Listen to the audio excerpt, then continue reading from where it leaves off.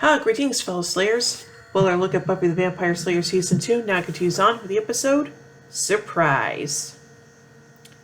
Buffy tosses in her sleep and wakes up thirsty, but the water glass by her bed is empty. As Drusilla follows her, Buffy carries her glass down the hall to find that her bathroom is the bronze. Buffy moves through the crowd of people dancing and sees Willow speaking French to an organ grinder's monkey. She then encounters her mother, who asks, "Do you really think you're ready, Buffy?" Before the saucer she holds drops to the floor and breaks. As Joyce turns away, Buffy moves back into the crowd, then turns herself, smiling at something she sees behind her. The crowd is parted and Angel is slowly coming toward her, smiling as well. Suddenly, Drusilla steps up behind Angel and stakes him in the back. Angel, in agony, reaches towards Buffy's reaching hand, but his fingers turn dust before they can touch. In vamp face, Drusilla says, "Happy birthday, Buffy." Buffy wakes up with a gasp. Angel hears a knock at the door of his apartment behind Buffy, who wants to see her with so nice that he's all right. Hearing that she dreamed that Drusilla was still alive and killed him, Angel tries to comfort Buffy, reasoning with her, but when her anxiety only seems to escalate, he kisses her. Buffy deepens their embrace until she reluctantly pulls away, saying she needs to get to school. Angel agrees she must, then catches her and kisses her again. Feigning resolve, Buffy moves towards the door while Angel stalks her, corners her, and kisses her yet again. He then reminds Buffy to tell him what she'd like for a gift. She says, "Surprise me." Angel smiles and murmurs, "Okay, I will," then kisses her one last time. Buffy confesses that it's becoming harder to say goodbye, no matter whose bedtime it is. Angel agrees. Walking across school grounds, Buffy tells Willow all. The two friends wonder whether Buffy is ready to take a relationship with Angel to the next level, and Willow is odd to hear that Buffy believes it's sort of inevitable. They spot Oz. Buffy encourages Willow to go talk to him, and continues on her way. Delighted when Oz asks her out, Willow remembers with chagrin that the Scoobies are throwing Buffy a surprise birthday party the following night. Oz is delighted in turn when Willow invites him to go as her date. Inside, at their lockers, Xander tries to suggest that Cordelia be a date to the party, since they'll both be going anyway, but she still doesn't want anyone to know about their relationship. Xander stalks away and runs into Giles, then Buffy and Miss Calendar. The four of them take a table in the lounge area, but Xander doesn't stay long. Buffy fills Giles in about her nightmares and her fears for Angel. Giles concedes that Buffy's dream should be important, but insists they can protect Angel in any case. Buffy, still worried, goes off to class. Meanwhile, Spike, in a wheelchair and with burn scars on his face, tries to talk Drew into having her party in Vienna to escape further interference from Angel and the Slayer. Drusilla dismisses his request to leave Sunnydale and continues to decorate their lair for the upcoming event. Drew then begins to fuss over the roses, so Spike indulges her with a peek into one of her interests. She opens and tells Spike this will be the best party ever because it will be the last, then slams the box shut. The next morning, her birthday, Buffy tells her mom she suddenly feels responsible, mature, and level-headed enough to become a licensed driver, to which Joyce replies, "Uncanny." Buffy continues to plead, but is stunned to hear her mother ask, "Do you think you're really ready, Buffy?" and to watch a plate slip from Joyce's fingers and shatter on the kitchen floor. Before class, Jenny reaches her desk and is surprised by a visitor, her uncle Enyos. To give a reminder that she is Jana of the Calderosh people, and she must fulfill her obligations to her tribe. She's been sent to Sunnydale to make sure Angel's curse remains intact. The elder woman can sense that Angel's pain is lessening. Jenny tells him that there's a girl in Angel's life, so Uncle lectures her about the purpose of Angel's curse as vengeance for killing their tribe's favorite daughter, then charges Jenny with the task of separating Angel from the girl. Good luck with that. Meanwhile, in the library, Buffy tells Giles, Willow, and Xander that her dream is coming true, so Drusilla might be a threat to Angel. Giles agrees and says he'll read up on the vampire to see if she has any particular patterns. Buffy agrees to return at 7 that evening and wanders away. Willow and Xander conclude that the current crisis puts the kibosh on their party plans, but Giles insists they celebrate regardless. At night, Jenny intercepts Buffy, saying that Giles has changed the plan and wants to meet her somewhere else. Buffy accepts her ride. Recognizing that they are near the Bronze, Buffy suddenly spots vampire activity around a truck backed up to a well-lit loading dock. Despite Jenny's demurral, Buffy goes to slay them while she waits in the car. Buffy recognizes Delta from Spike's crew. She takes one of their vamps, but while she engages with the second, Dalton runs away empty-handed. While Angel and the Scoobies hide waiting for Buffy to arrive, she lets Vamp crash their window into the bronze. The fight inside, Oz, getting his first exposure of Buffy's being a vampire, concludes that it explains a lot. Jane then brings in the crate left behind by Spike's vamps. They open it and find an armored, gauntlet-severed arm, which comes alive and tries to strangle Buffy. After prying her loose, Angel explains the suspicion that Drew is attempting to bring back a powerful demon called the Judge, whose purpose is to rid the world of the plague of humanity by bringing the righteous down, leaving only the evil alive. Recognizing Angel's account, Giles further explains that the Judge cannot be killed, even by an entire army, and was only neutralized by being dismembered and its pieces scattered to every corner of the earth. Angel warns that, if Spike and Drew succeed, resolving the Judge will bring forth Armageddon. Giles says they must get the arm as far away as possible, and Jane says that Angel has to be the one to take it. Angel accepts the mission to take the Judge's arm to the remotest region possible, a trip that could take months, and knows he must leave immediately. Jenny offers to drive Angel to the docks. Back at their lair, Drew threatens to poke out Dalton's eyes for losing her present. Spike convinces her to give the scholar one more chance to find it again.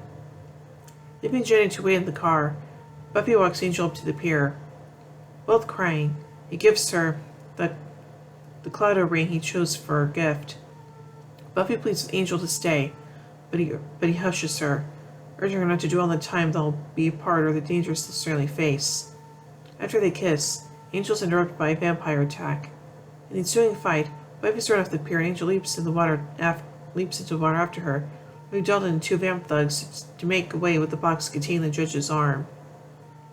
The gang, minus Oz and Cordelia, congregates back at the library to research a way to find Drew and stop the Judge. Knowing she hasn't been sleeping well lately, the others let Buffy rest in Giles' office, where she slips into a dream of a dim interior containing candles, greenery, and Miss Calendar. Wearing a long white satin nightgown, the dreaming slayer bends to examine a collection of boxes that seem to contain other pieces of the Judge. At that moment, Giselle calls her from the catwalk above, where she holds Angel hostage. When Drew presses a dagger to his throat, Buffy yells to wake up, with Angel sitting right beside her. Back at the lair, Drew's sprite gets her away and Spike presents her with the final piece of the puzzle, the Judge's head. With the last box in place, the whole structure glows and opens down the middle, revealing the blue-skinned horned demon inside. The Judge totters a bit when he steps from his reassembled coffin, so Spike confronts the demon about his murky intentions and weakened condition. Eager to see some action, Drew offers the Judge a party favor. The demon chooses Dalton, who retains some vestige of humanity, and burns the vampire to ash. Drew and Spike are excited by the show. Buffy, recognizing the factory from her dream, takes Angel on a recon mission, sending the others to various transport locales, just in case the final pieces of the Judge have yet to arrive. At the factory, Buffy and Angel sneak along the catwalk and see Spike and Drew still entertaining their guests below. Just as they realize what they are seeing, the Judge becomes aware of their presence. Buffy and Angel are captured and brought before the Judge, Spike, and Drew, but manage to break free before the demon can kill them. Together, they escape through the sewers and emerge above ground in the pouring rain. They hold hands and run for shelter. Angel says his dripping coat as soon as they reach his apartment. To alleviate her shaking, he brings Buffy some dry clothes and urges her to get under the covers to get warm. Angel turns his back as she changes, but starts at her audible wince. Sitting on the bed to inspect a cut on her back, Angel slips the chemistol strap from her shoulder and tells her it's already healing. Buffy leans back into his embrace. She begins to weep and says, "You almost went away today." Angel replies, "We both did." He gets to tell her what he wanted to say on the docks. "I love you, Buffy. I try not to, but I can't stop." She tells him she feels the same way, then kisses him.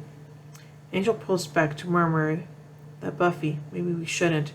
But Buffy puts her finger to his lips and tells him, "Don't. Just kiss me." He sinks backward beneath her. Sometime later, they lie asleep together. Suddenly, Angel sits up with a gasp, then struggles from the bed, all the while thunder and lightning crash outside. He stumbles out to the alley and collapses, crying Buffy's name. Inside, she continues to sleep. Dun dun dun. So now let's take a look at some continuity surrounding this episode. Oz and Willow have their first date, commencing one of the longest relationships on the show to end in wild at heart. In the first dream, Willow says, "Le hippo a piqué ton pantalon," which means the hippo stole your pants in French, while speaking to the monkey. This refers back to her conversation with Oz near the end of What's Smiling Part 2, where she wonders if the hippo animal cracker is jealous of the fact that the monkey is the only animal cracker with pants, as well as saying that all monkeys are French. This episode takes place on January 19th, Buffy's birthday. It begins the tradition of her birthdays going awry, celebrating the 12th, 13th, or 14th episode of each season. Buffy's birthday gift from Angel, her Claddagh ring, will be a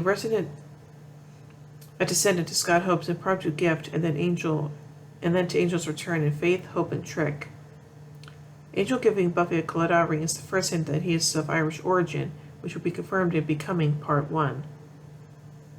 The hole leading to the sewers created in the factory does not appear in the following episode, nor any future episode, but appears to have been fixed. Willow mentions that Buffy once told her to seize the day.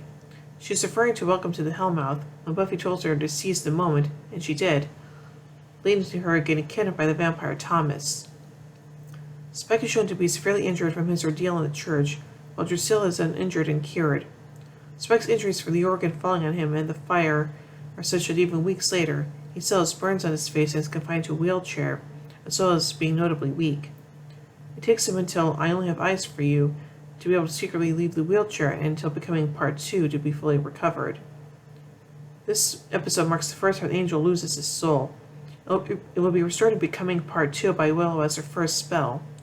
He'll purposely lose it again in the Angel episode Awakening, and Willow will once again restored in Orpheus. Oh boy. So now let's take a look at some production notes. Brian Thompson, who portrays a judge, also played Luke in Welcome to the Hellmouth. Both episodes were two-part episodes in which his character died in the second part. Mercedes McNabb appeared as Harmony in this episode. However, due to time constraints and the focus on the Buffy, Angel, and Spike Drusilla Judge storylines, her scenes were cut out. Oh, that sucks. So now let's take a look at some pop culture references.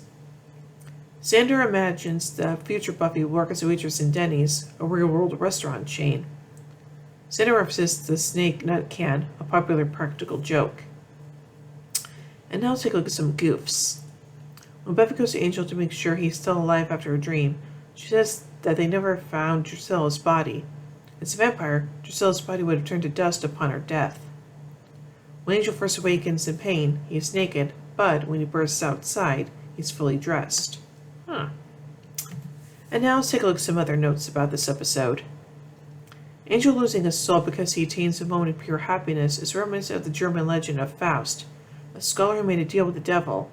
And getting all worldly things, he agreed that, in return, if he ever attained a moment of pure happiness, his soul will forever serve the devil. This episode was briefly seen on TV in the 2014 film The Fault in Our Stars. It was a scene in which Buffy and Angel kisses on his bed after Angel examines the cut on Buffy's back. So overall, I think this is a pretty interesting episode, and yeah, the fact that Angel loses his soul means that, well, Angelus is coming and that ain't good, so there you go. So overall, I gave the episode Surprise 4 vampire steaks out of 5. Well, anyway, tune in as we to the next episode, Innocence. So, until then, here endeth the lesson.